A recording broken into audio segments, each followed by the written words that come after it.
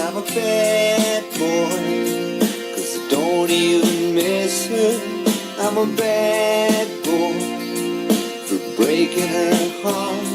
Now I'm free, free falling. Yeah, I'm free, free falling. Okay, all right. Hey, that's my tribute to the late, great Tom Petty. Yeah, that's just super unfortunate. So I watched Tim's video. That was a really great video. As always, Tim does a great job.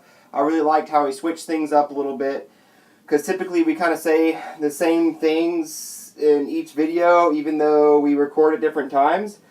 There was one small correction. He said that I'm only starting Duke Johnson this week because C.J. Anderson is out. And yeah, that's partially true, except I actually started Duke Johnson last week, and he did really well for us. So just a small correction thing. So I just want to go over the standings real quick for mainly for Yuri, since he seems super confused. In the Musers division, you have first place team, which is the Springfield Isotopes, at 3-1. In second place, you have Yuri at 3-1. Then you have Fro at 3-1. Then you have Little D, Giant V, America's team, sorry, just a habit now, at 2-2. Gotham Knights at 1-3. Lance in the Pants. Is it Lance in the Pants or Lance, like, did you lance your pant? Like, I'm still so confused by that. Anyways, they're at 1-3. They're on a 3-game losing streak, the worst in the league right now. And then you have the Hardline division.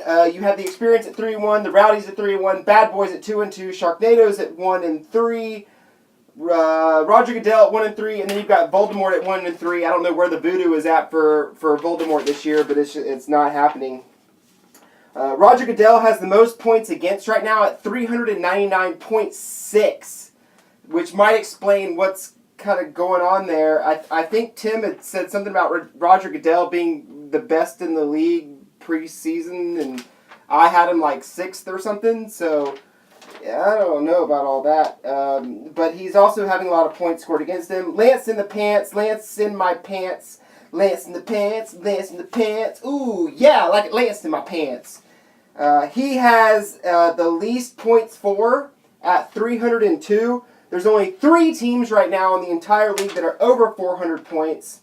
And that's the Springfield Isotopes, the Experience, and the Rowdies in that exact order. So the total standings right now are the Isotopes, the Experience, the Rowdies, and then Yuri. Yuri has Fro by 0.8 points. So then you obviously have Fro. Then you've got Little D, Giant... America's team. Then you've got Bad Boys, Gotham Knights, Sharknadoes, Roger Goodell, Voldemort, and then Lance in the Pants. So to recap last week real quick, Fro beat Little D, Giant V, America's team 106.9 to 70. And Fro is officially hurting after last week. Dalvin Cook goes down, then Derek Carr goes down. So it's just that hurts quite a bit. That's not good. And then both of those players got him 11 points total last week. And then America's team, they had five players, with 5 points or less. So it was a really disappointing week from Joe Mixon, Tyreek Hill, and per usual Isaiah Crowell. Is it Crowell or Crowell? I don't know. I really don't even care, because he is not doing anything at all. It'll be really interesting to see how Fro tries to recover from all this. Injuries suck, and it's gonna be interesting to see what moves Fro makes to try and not have to dress up at the drinkings. And then you've got newly added Powell, Bilal Powell or whatever. They got 25 points to really boost Fro up. So that looked like a good trade for that week. He didn't do much the weeks before. So I'm not really sure how it's going to be going forward. But hey, if he can do that every week, that was a really good pick. Is he going to continue that? I don't know. Sharknadoes demolished Lance in the pants. Lance in my pants. 82.7 to 53.3. Oh my gosh, that's insane. 53.1 points.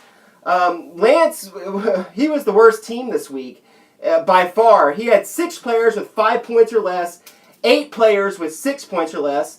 The Sharknadoes have lost to 8 other teams. The Sharknadoes would have lost to 8 other teams this week. So he was feeling pretty lucky being faced against Lance, who had a really, really bad week. And surprisingly, the Jaguars' defense got 16 points, which proved to be very helpful.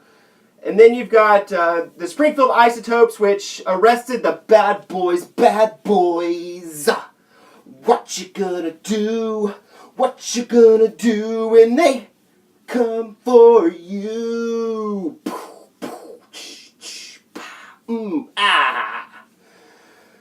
Anyways, 143.4 to 73.5. And I really thought this was going to be a really good matchup just because of the Green Bay Packers and all that stuff until Thursday night happened. And Bad Boys realized that they were going to be in a world of hurt, literally. Ty Montgomery goes down. Then his backup goes down. Old man not Jamal Charles. What's his name? Williams. Is it Jamal Williams? I don't even know. The dude's ridiculous. And then Devontae Adams also took that terrible hit, so that really didn't help him out at all. The Springfield Isotopes had 6 players in double digits, which is crazy. But by double digits, I mean like he had like three players with 25 points or more. 3 people. So with those 3 people, he could have outscored the Bad Boys easily. Like he would have won by I think like 80 or something. If he didn't start anybody else. So if the rest of his team got 0 points, he would have had 80 and still beat the Bad Boys. Jamison Crowder also got negative 0.7 points. That's never a good sign. And the Springfield Isotopes are officially making a statement that Cody should not be the only team that should be feared in the league. So props to the Springfield Isotopes. Gotham Knights get their first and much needed win, 108 to 95.2. I think against Voldemort, or who was it? Yeah, I think against Voldemort. Yeah, Voldemort. Andy Dalton, wow, surprise there, 35.9 points. Then his kicker also gave him a whopping 27 points. 27 points from a kicker. Like, that's insane. The rest of his team didn't really do much with 5 players with about 6 points or less. And without the Gotham Knights kicker going off, it would have been a much, way bigger outcome. Voldemort may officially have to start actually looking to start rebuilding. I said this last week as well. But the problem is he doesn't have anyone besides not Dalvin Cook. He doesn't have anyone that besides David Johnson that is actually worth trying to do anything with. So that's unfortunate for him.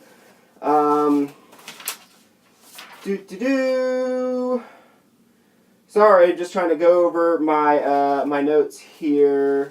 Then you've got, I don't know where all my stuff is at. Okay. I know that The Experience played Yuri, and I don't know where my notes are at, so that's fantastic. All I know is that the Urinators, that was my game of the week by far. The Urinators, they actually finally decided to show up, and it was just a shock. It was like 107 to 101 or something like that. It was actually somewhat close. I really thought that Yuri was going to score a little more the way that the game was going. I'm just looking at my time here. Oh, I got to hurry. the disappointment from Antonio Brown. It was like he had like 3 points. Christian McCaffrey had like 5 points. The Seattle defense tried to help Cody out with like 22 points. And there was just a lot of smack talk going on back and forth with Yuri, but he's an idiot. Even if he won, he's still an idiot. But I really think that both teams should remain humble. I think this experience, no pun intended, has humbled Cody, and I think Yuri should probably take that advice as well, because he should humble himself and probably just chill out a little bit. The Rowdies beat Roger Goodell 109.2 to 90.3. Rowdy got a slow start from Tom Brady, but Tom Brady finally decided to show up, even though they lost. And the game was over before Monday night even started. Travis Kelce put up like 17 points, which was fantastic. And Roger Goodell had some really good points sitting on his bench, and as did Rowdy. Rowdy's, they had Blunt sitting on the bench he scored like 15 points. Chris Carson, the newly acquired Chris Carson, got hurt. He got like 6 points before leaving the game.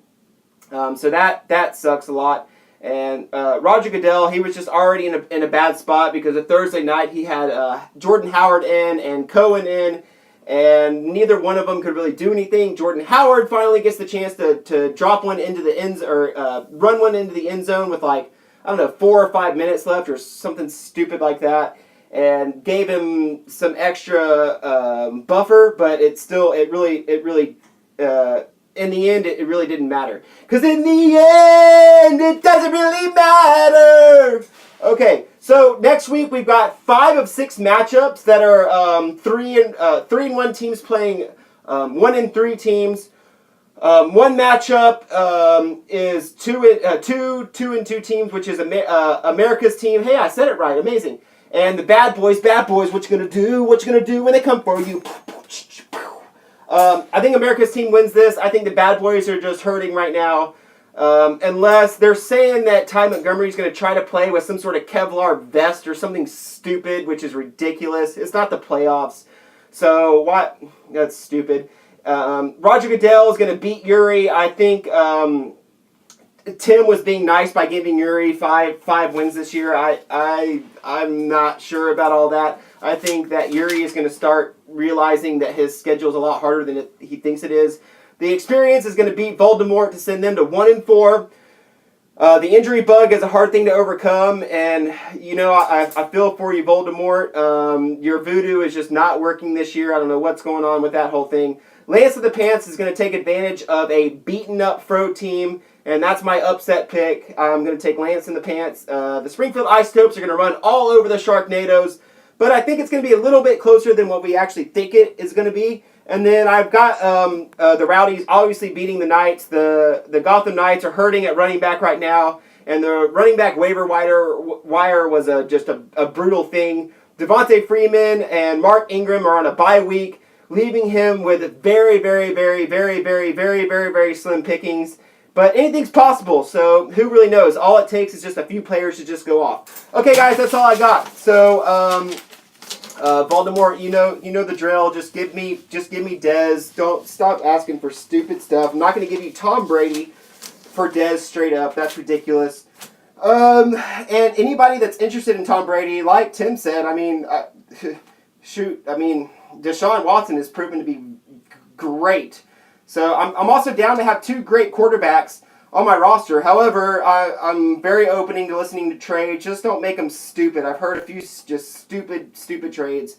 So hit me up if you need a quarterback, mainly Fro probably. He has 1 quarterback, Derek Carr, who's out for like 6 weeks. So good luck with that, Froberg. All right, guys. Holla, holla, holla for $1. Oh, this went way longer than I thought. Sorry. Bye.